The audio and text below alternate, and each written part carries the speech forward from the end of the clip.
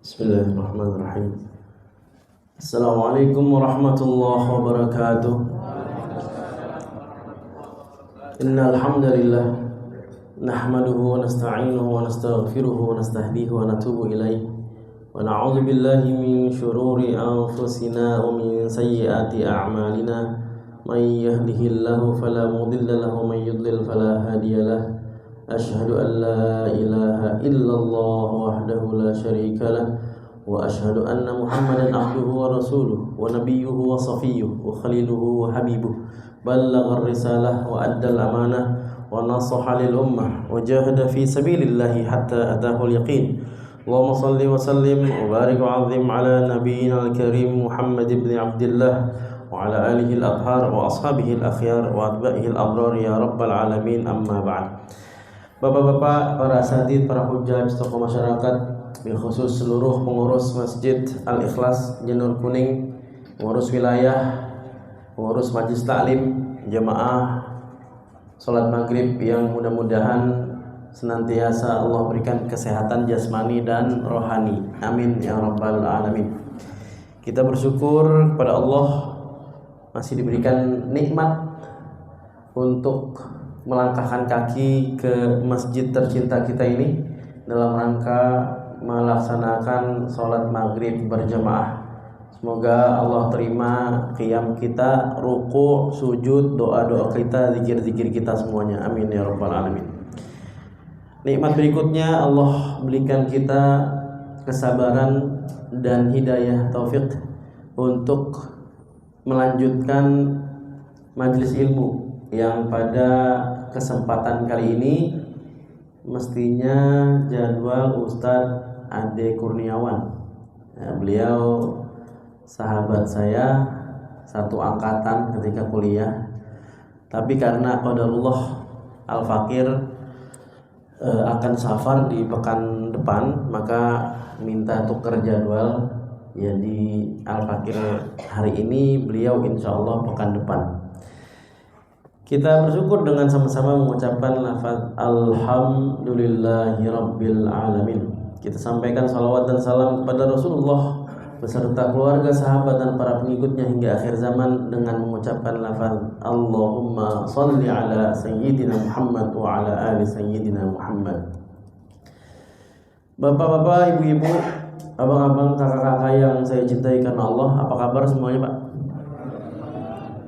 Pripun kabare?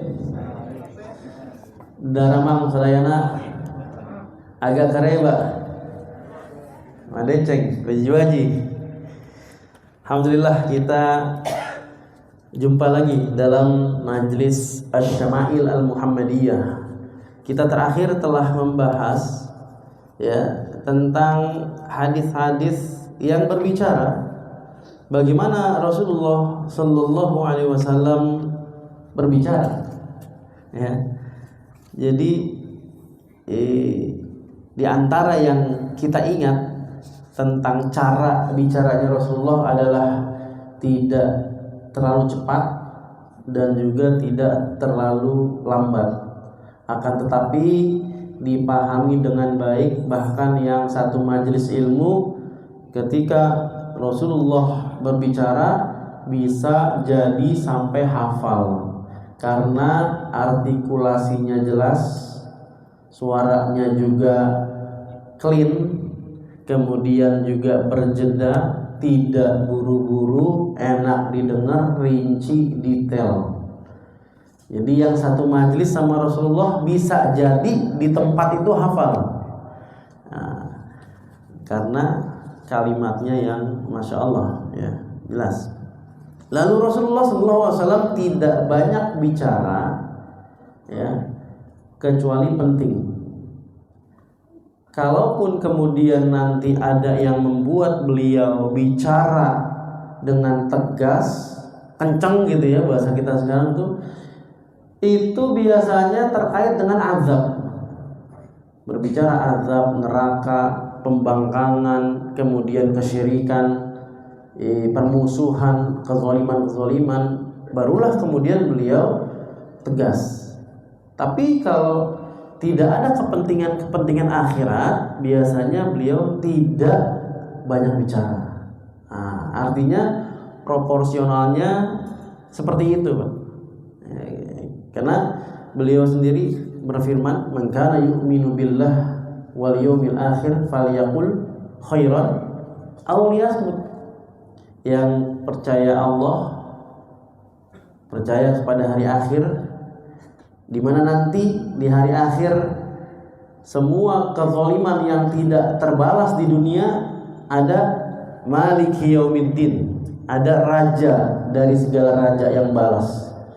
Semua amal dipertanggungjawabkan di hari akhir. Ya. Maka kalau orang beriman kepada Allah dan hari akhir, berkata yang baik atau diam. Ini susah, karena lidah tidak bertulang, gampang ucap A, B, C, D, tanpa barangkali pikirannya belum matang, sudah terucap sering, belum dipertimbangkan, sudah terucap mungkin hari-hari, belum tabayun, sudah terlanjur menyebarkan berita, barangkali kadang-kadang begitu. Maka kata Rasulullah, diwanti-wanti kita, falyaqul khairan aw liyasmut, berkata yang baik, kalau nggak ada yang baik diam. Contoh yang paling terbaik ya Rasulullah langsung. Kalau nggak ada yang penting, beliau nggak banyak bicara. Baik, ini kita akan melanjutkan pembahasan tentang maja'a fi kalami Rasulullah sallallahu alaihi wasallam fis samar, yang datang dari Rasulullah sallallahu alaihi wasallam berupa percakapan di malam hari, samar. Dulu 2019 itu saya, Ustadz Muhammad Iqbal Mubarak, mungkin pernah ngisi di sini juga ya. Itu kami diberangkatkan ikut multaqo. Multaqo itu apa? Konferensi. Multaqo Syabab Al-Alami. Konferensi pemuda dunia Islam di Yalova. Yalova itu Turki bagian Asianya. Ada setiap pekan sekali, ya, namanya summer. Apa itu summer? Kami kiranya summer itu musim panas, summer gitu kan, winter, summer gitu kan, spring. Ternyata summer. Barulah kami ketika buka lagi, baca lagi, oh di Syama'il Muhammadiyah ada summer. Percakapan, obrolan malam maksudnya. Nah, ini kita lagi membahas atau akan membahas, mendengarkan hadis tentang summer itu. Jadi kalau di adat atau tradisinya orang-orang Arab itu, summer itu acara, Pak. Acara atau agenda malam. Apa isinya? Apa aja. Dulu itu ketika multaqo, konferensi summernya kami, ya syabab ya, para pemuda, itu menampilkan pertunjukan ciri khas negara masing-masing, ya. Yang dari Libya nampilin apa, yang dari Mauritania nampilin syair, yang dari Yaman, ciri khas Yaman, dari Jordania dengan pakaian adat istiadatnya, dari Turki Furusiah, panah manah dan lain sebagainya. Indonesia alhamdulillah Pak, juara 1. Paling banyak silat ada, pantun ada, ya. Kemudian tebak-tebakan macam-macam, ya. Dan alhamdulillah gitu, dinilai ternyata paling kreatif katanya. Padahal sebetulnya jumlahnya hanya 12 orang waktu itu. Total pesertanya 365 orang dari 33 negara. Nah, itu namanya samar tuh. Samar ngapain samar? Kumpul semua orang, ada masroh itu panggung utama, nampil sesuatu. Oh, ini samar. Oh, pertemuan samar pertama itu padat sekali, ramai kan, sampai tengah malam gitu, sampai hampir setengah 12 gitu, karena semua negara ya tampil. Kemudian jurinya nanti melakukan penilaian, lalu ada eliminasi. sampai babak final, semifinal, babak final, akhirnya alhamdulillah Indonesia juara 1 gitu. Tapi ala kulihal saat itu belum kita pahami ini summer ini apa gitu. Barulah di sini ada bab summer. Jadi ma yutakallam, apa yang dibicarakan fil lail, ketika malam hari dibahas. Nah, jadi menjadi apa ya, satu nama kegiatan kalau di Arab sekarang itu. Aslinya adalah obrolan malam. Baik. An Aisyah radhiyallahu anha qalat, haddatsa Rasulullah sallallahu alaihi wasallam, ini dari Ibunda Aisyah, semoga Allah meridhoinya, bahwa Rasulullah sallallahu alaihi wasallam bersabda, "Dzata lailatin nisa'ahu," ngobrol dengan istri beliau, ya. Ba'dhu nisa'ihi aw azwajihi at-tahirat aw kullihinna wa yumkinu an yakuna minhunna ba'du banatihi aw aqaribihi minan nisa. Jadi satu malam itu Ibunda Aisyah pernah ngobrol, kemudian juga mengetahui Rasulullah itu ngobrol dengan istri beliau, ada juga anak-anak yang tinggal di sekitar beliau gitu, kerabat-kerabatnya gitu ya. Faqalat imra'atun minhunna, kata salah satu di antara mereka, ka'annal haditsa haditsu khurafah. Itu yang dibahas adalah hadis atau perbincangan tentang khurafah. Ini udah sering ya Pak ya dengar khurafah ya Pak. Kita kenalnya khurafat ya, khurafat. Dalam bahasa Indonesia apa Pak? Khurafat, mitos. Ya, mitos. Beda takhayul beda ya. Takhayul itu khayal, emang betul-betul dari khayalan aja. Tapi kalau khurafah ada sejarahnya nih. Tapi kita memang mendefinisikannya mitos kalau zaman sekarang. Nah, khurafah ismu rajulin yuta'ajjabu min qissatihi. Jadi khurafah itu nama seseorang. Ya, nama seorang laki-laki yang kalau dia cerita orang tuh jadi takjub gitu karena ceritanya aneh-aneh gitu ya. Jadi waktu itu Rasul ya satu malam pernah cerita dengan istri, anak-anak, kerabatnya itu ya yang perempuan tentang si khurafah ini, nama laki-laki. Faqal atadruna ma khurafah? Kalian tahu enggak khurafah itu apa? Ya. Inna khurafata kana rajulan min uzrata asarathul jin. Jadi khurafah itu seseorang berasal dari kabilah Yaman, Pak. Laki-laki yang berasal dari kabilah Yaman. Perhatikan Pak ini Pak. Ada yang cukup unik, namanya khurafah, pakai tak marbuto. Khurafah. Kalau di Indonesia perempuan laki-laki. Bukan ya Pak ya. Fatimah. Karena memang banyak juga Fatimah, Aisyah, apalagi Pak, Maimunah. Ada lagi? Rofah ada lagi Makhzumah, macam-macam ya. Itu perempuan. Tapi ternyata tidak serta-merta yang akhirannya tak marbutoh itu perempuan. Sahabat itu banyak yang akhirannya tak marbutoh tapi laki-laki. Hudzaifah, Ikrimah, ya. Khurafah laki-laki ternyata.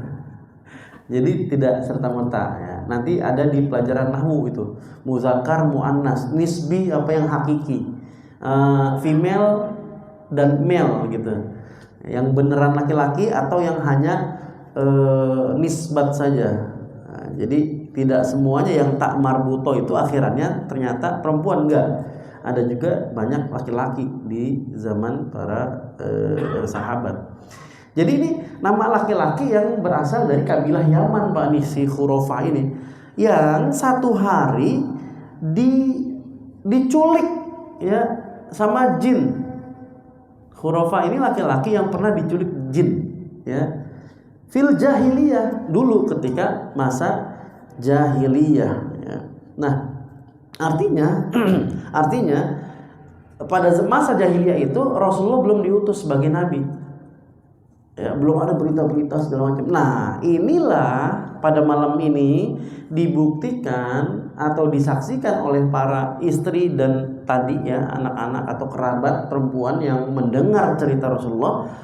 Mereka menyaksikan di antara mukjizatnya Nabi, bahwa Nabi itu diberikan berita oleh Allah Subhanahu wa taala yang terdahulu, yang saat ini dan yang akan datang. Nah, itu salah satu mukjizatnya Nabi, diberitakan ya kabar-kabar yang lampau hari ini dan yang akan datang. Nah, di antaranya adalah kisahnya khurafah. Dia kejadiannya ini pada masa jahiliyah dulu. Ya. Famakatha fihim dahron, dan khurafah ini ketika diajak sama jin ke alam jin itu lama tinggal di sana, Pak. Lama tinggal di alam jin, ya. Di sini nggak disebutkan berapa tahun, 2 tahun, 3 tahun, nggak lama gitu. Tsumma radduhu ilal ins. Kemudian mereka para jin itu mengembalikan khurafah ke alam manusia lagi, dibalikin lagi. Fakana yuhadditsun nasa bima ra'a fihim minal a'ajib. Setelah pulang dari alam jin ke alam manusia, si khurafah ini cerita tentang apa yang disaksikan ketika di alam jin. Begitu orang-orang mendengar ceritanya, terkejut kan, takjub semua. Seru juga nih. Ini nggak pernah kita saksikan nih di alam manusia. Oh iya. Nah, faqalan nas hadisu khurafah. Maka sejak saat itu, kalau ada cerita-cerita yang aneh, cerita yang ajib ya, yang di luar nurul, di luar nalar ya, itu disebutnya ini ceritanya khurafah nih kayaknya nih gitu. Nah, ini berasal dari si khurafah sepulang dari alam jin gitu. Nah, jadi ingat dulu ya Pak ya, film apa tuh? Jin dan Jun ya. Ada satu episode ya, pas waktu itu saya nonton, si Jun ini diajak main sama Om Jin ke alamnya. Waktu itu yang saya ingat, di alam jinnya cuma 1 jam atau berapa menit aja sebentar, tapi ternyata si Jun di alam manusia sudah hilang 1 bulan gitu ya.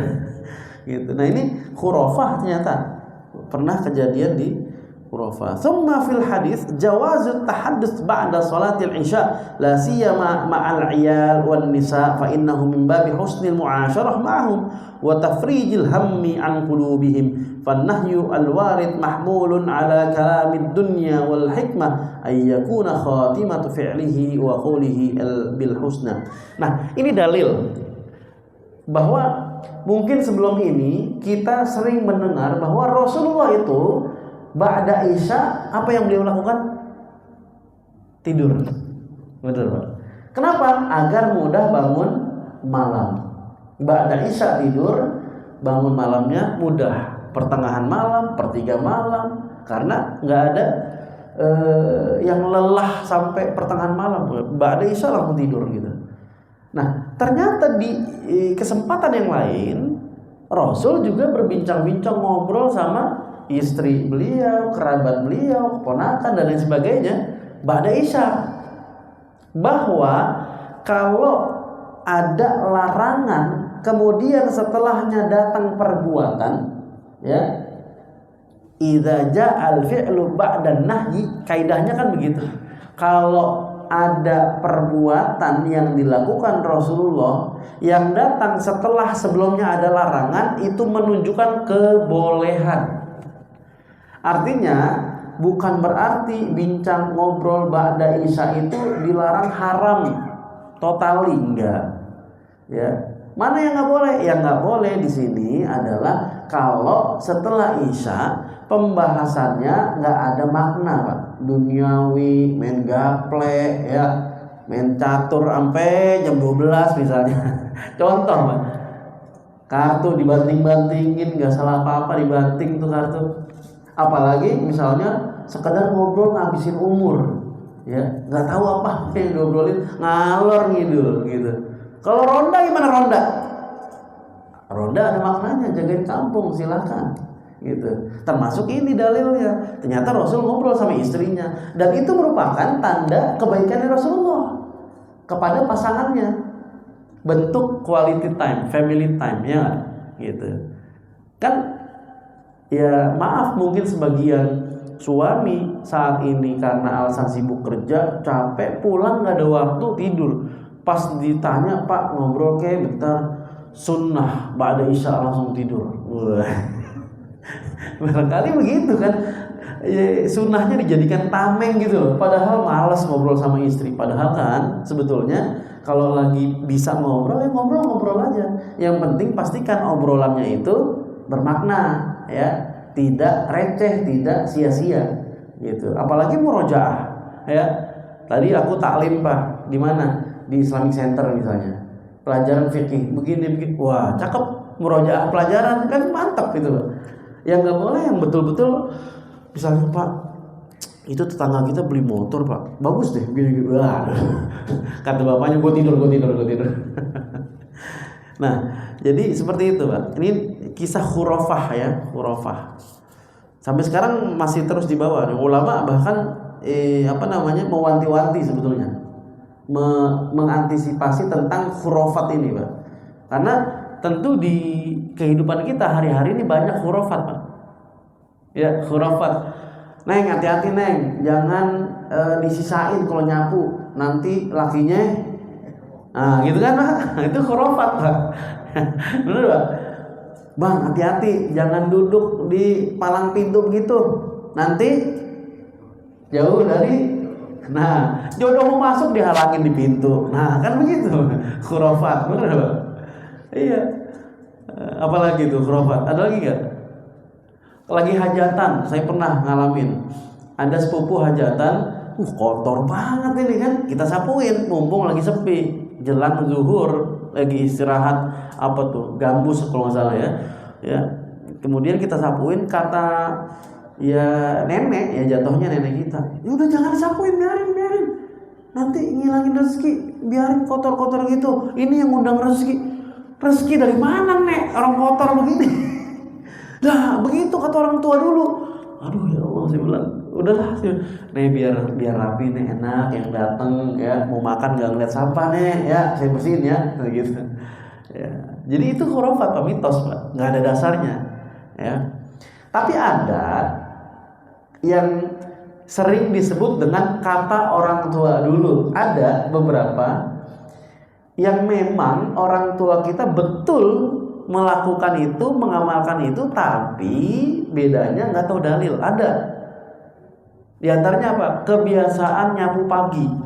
Itu bukan khurafat Pak. Nyapu pagi biar enggak, biar bersih aja.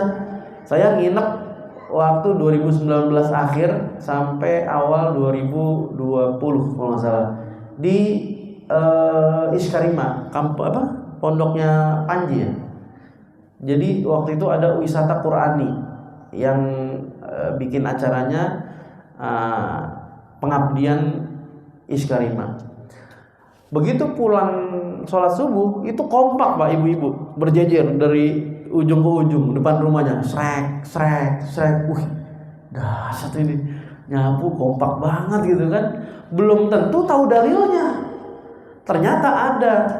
Ya, bersihkanlah halaman depan rumahmu ya ketika pagi hari, karena sesungguhnya orang-orang Yahudi tidak melakukan itu, kata Rasulullah.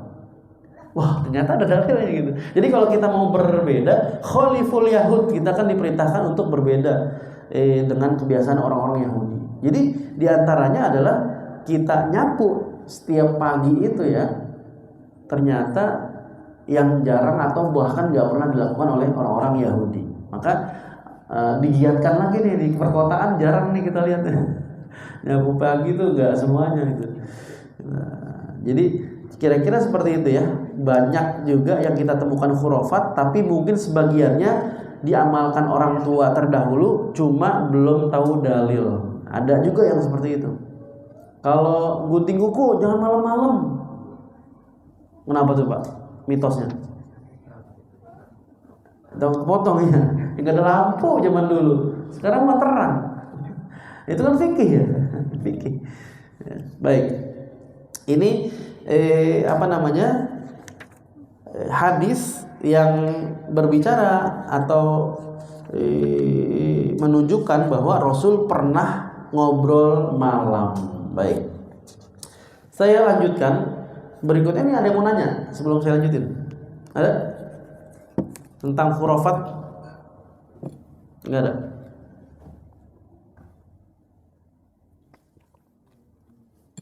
Baik. Saya lanjutkan. Bab ma jaa fi naumi Rasulillah sallallahu alaihi wasallam. Ini sekarang kita bahas tentang bagaimana tidurnya Rasulullah sallallahu alaihi wasallam. Anil Barra bin Azib, sahabat Rasulullah namanya Barra. Anna Nabiyya sallallahu alaihi wasallam kana idza akhadha madja'ahu wada'a kaffahul yumna tahta khaddihil ayman. Ketika Rasulullah sallallahu alaihi wasallam mau tidur, beliau letakkan telapak tangan kanan di bawah pipi kanan. Jadi begini nih, kalau mau tidur, ya. Jadi bantalannya adalah telapak tangan kanan untuk pipi sebelah kanan. Waqala, kemudian beliau membaca doa. Ini doanya nih. Gimana Pak? Doa sebelum tidur Pak? Iya. Rabbi qini adzabak yauma tab'as ibadak. Beda nih. Bisa dihafalin Pak buat tambahan doa. Rabbi qini adzabak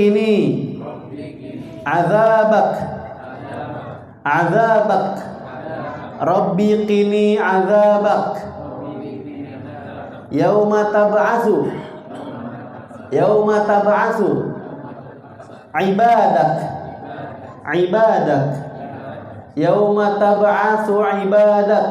ibadak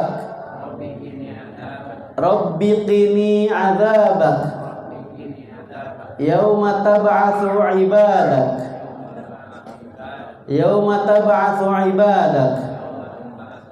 Rabbi qini adzabak yauma tab'asu ibadak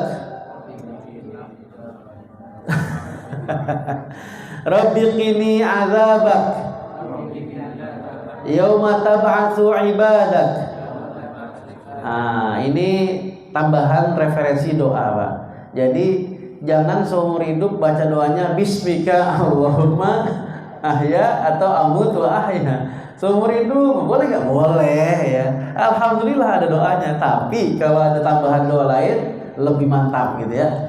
Artinya ya Tuhanku, ya lindungilah aku dari azabmu di hari yauma, ketika engkau tab'asu, membangkitkan hamba-hambamu, ya. Ketika hari kebangkitan, kemudian nanti akan ada pengadilan, pertanggungjawaban, ada azab, ada nikmat dan seterusnya. Kita minta berlindung setiap malam dari azab Allah Subhanahu wa taala ketika nanti akan diterima oleh seluruh makhluk di hari kebangkitan. Jadi seperti itu. Ya. Au tuhihim lil ba'tsi wal hasyr wa fihi isy'arun bi anna an-nauma akhul maut wa anna al-yaqzata bi manzilatil ba'ts. Wa li hadza kana yaqulu sallallahu alaihi wasallam ba'da al-intibah al-hana. Jadi kenapa doanya di kali itu beliau minta Rabbi qini adzabak yauma tab'atsu ibadak? Karena tidur itu adalah saudaranya mati. Ya. Bangun tidur saudaranya kebangkitan. Nah, maka Rasul itu bertawakal total kalau ketika nanti tidur ternyata dia temuin saudaranya kematian, nggak bangun lagi. Jadi sebelum tidur kita sudah minta perlindungan dari Allah. Ya Allah, lindungi aku dari azabmu ketika nanti dibangkitkan. Seperti itu. Nah, jadi nggak heran ketika pas bangun Rasul mengajarkan kita di hadis berikutnya adalah alhamdulillahilladzi ahyana ba'dama amatana wa ilaihin nusyur. Itu bentuk syukur. alhamdulillah masih dibangunin lagi gitu. Karena barusan masih dalam keadaan mati sementara gitu. Nah, saudaranya kematian itu tidur. Baik. Hadis berikutnya ini perlu dicatat ataupun diamalkan. Rabbiqini adzabak yauma tab'atsu ibadak. Dalam hadis yang lain ya, riwayatnya berbeda dan sedikit perbedaan pada redaksinya. Kalau tadi yauma tab'ats ibadah, di hadis atau riwayat yang lainnya yauma tajma'u ibadah. Rabbi qini adzabak yauma tajma'u ibadak. Tajma' itu apa? Mengumpulkan, mahsyar, dikumpulkan. Ya Allah, ini udah tinggal beberapa babak lagi nih. Beberapa babak lagi antara azab ya surga neraka gitu. Maka Rasul minta ampunan. Itu Rasul, Pak, yang udah dijamin diampunin itu. Ya Rasul. Kita apalagi kita gitu ya. Rasul aja minta ampun, ya minta berlindung gitu. Baik. Hadis berikutnya an Huzaifah. Nah, Huzaifah. Laki-laki perempuan? Laki-laki. Huzaifah itu adalah sahibu sirri Rasulullah sallallahu alaihi wasallam.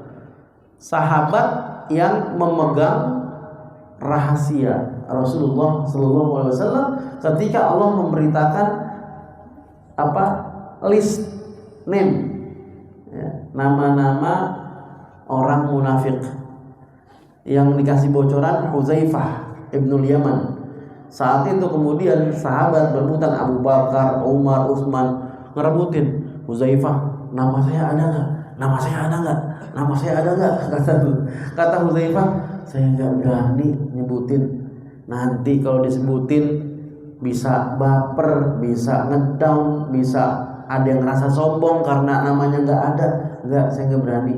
Nah terus gimana kita? Khawatir kita nih, jangan sampai ada nama kita dalam daftar orang-orang munafik. Ya udah, makanya fokus aja ibadah, fokus tobat, fokus ibadah, istiqomah katanya. Nah, jadi dijaga tuh ya bocoran dari Rasulullah itu, nggak mau dikasih tahu ya siapa nih orang-orang munafik gitu. Nah ini Huzaifah qala kana Nabi sallallahu alaihi wasallam, Rasulullah itu ya, Nabi Muhammad itu idza awa ila firashihi, kalau mau menuju kamarnya, maksudnya mau tidur ya, qala Allahumma bismika amutu wa ahya. Nah ini yang paling sering dibaca ya, ini doanya Allahumma bismika amutu wa ahya ya. Jadi yang biasa dibaca, ya Allah dengan nama Engkau amutu wa ahya, aku mati dan aku hidup. Kenapa di sini amutu wa ahya? Karena ketika tidur itu saudaranya mati. Jadi amut dulu, ya Allah dengan namamu aku sebentar lagi menemui saudaranya kematian, namanya tidur gitu. Wa ahya, dan insya Allah nanti setelah tidur atau setelah berjumpa dengan saudaranya si tidur tadi atau maut ya, aku dihidupkan lagi insya Allah gitu kan. Nah jadi ini doa yang juga dibaca oleh Rasulullah Sallallahu Alaihi Wasallam gitu. Nah dalam riwayat yang lain Imam Bukhari meriwayatkan dari Abu Dzar Al-Ghifari, itu yang banyak tersebar di masyarakat. Bismika Allahumma ahya wa bismika amut. Nah, itu juga ada riwayatnya. Jadi saran saya Al-Fakir, jangan kemudian kita meruncingkan perbedaan, tapi ternyata ada juga riwayatnya, Pak. Jadi kalau Bapak mau pakai doa yang ini, silakan. Bapak mau pakai doa yang Rabbiqini adzabak yauma tab'atsu ibadak, silakan. Bapak yang di pojok mau pakai Rabbiqini adzabak yauma tajma'u ibadak, ahlan wa sahlan. Jangan kemudian nanti ketika melihat atau mendengar ponakan kita, lagi nginep di Bogor baca doa yang lain, kita protes. Jangan gitu bacanya, salah ya. Yang benar begini nih. Jadi seolah-olah yang berbeda salah. Ini yang salah yang begini justru. Yang berbeda seolah-olah salah. Padahal mungkin baru baca satu riwayat. Hadis itu Pak, Imam Ahmad bin Hambal saja menurut satu riwayat beliau itu hafal 1 juta hadis. Lalu bagaimana kemudian kita mengerucutkan hanya pada satu hadis saja?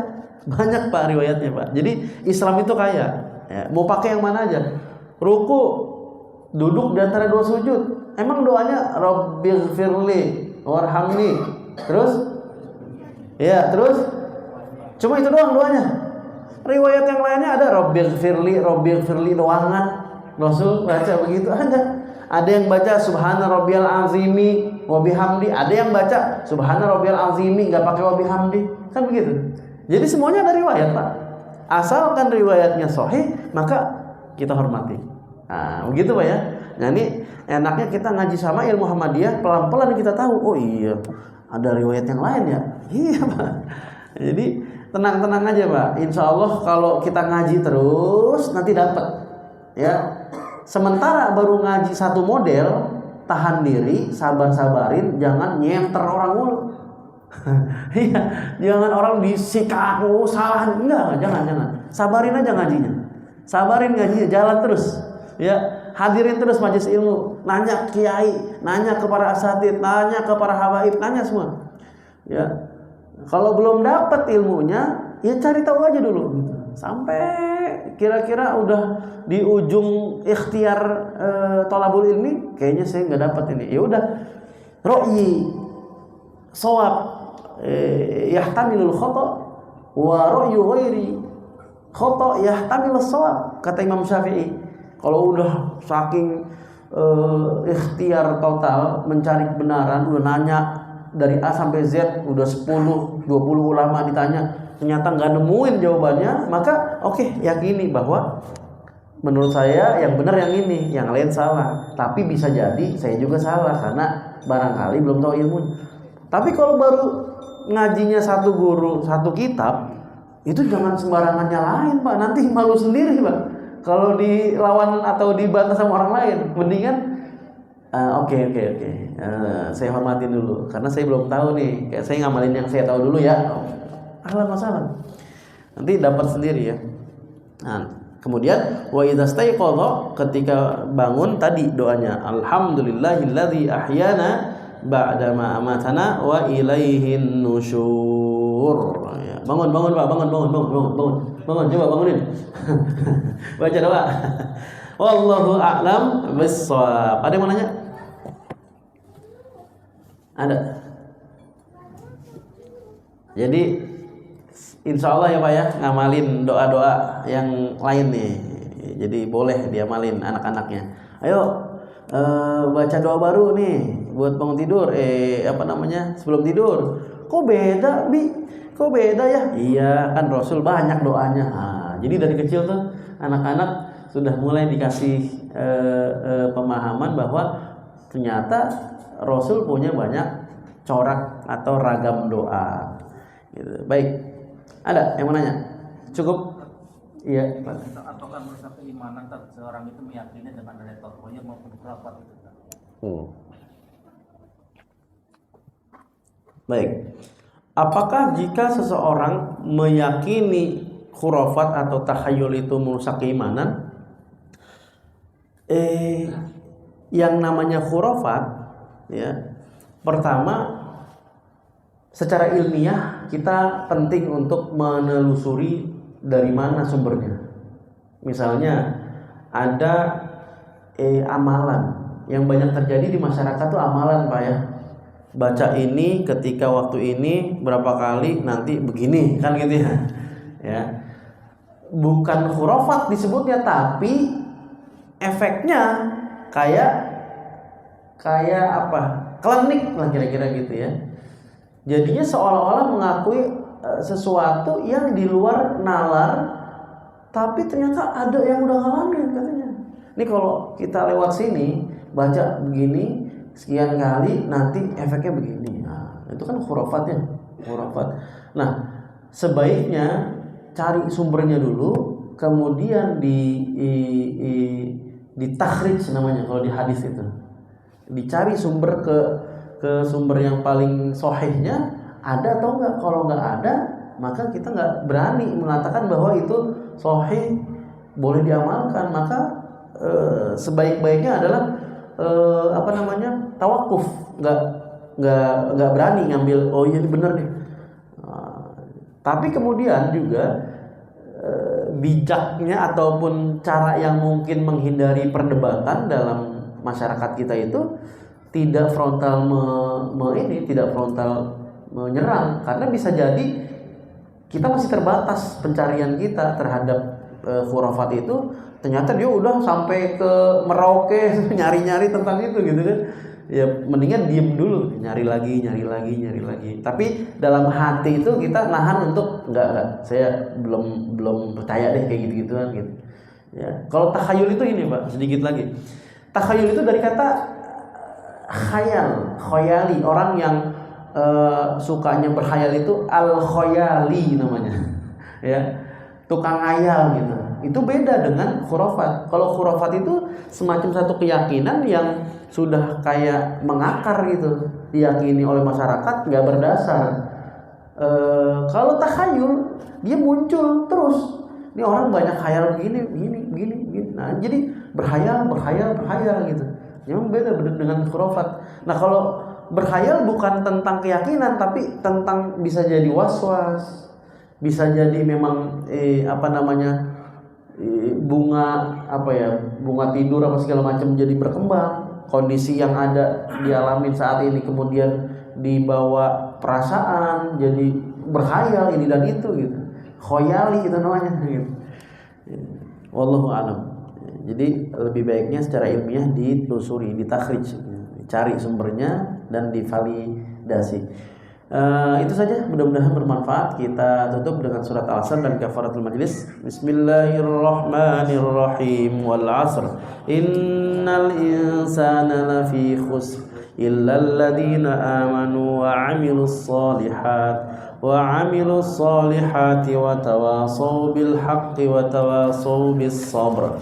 Subhanakallahumma wa bihamdika asyhadu an la ilaha illa anta astaghfiruka wa atubu ilaik. Assalamualaikum warahmatullahi wabarakatuh.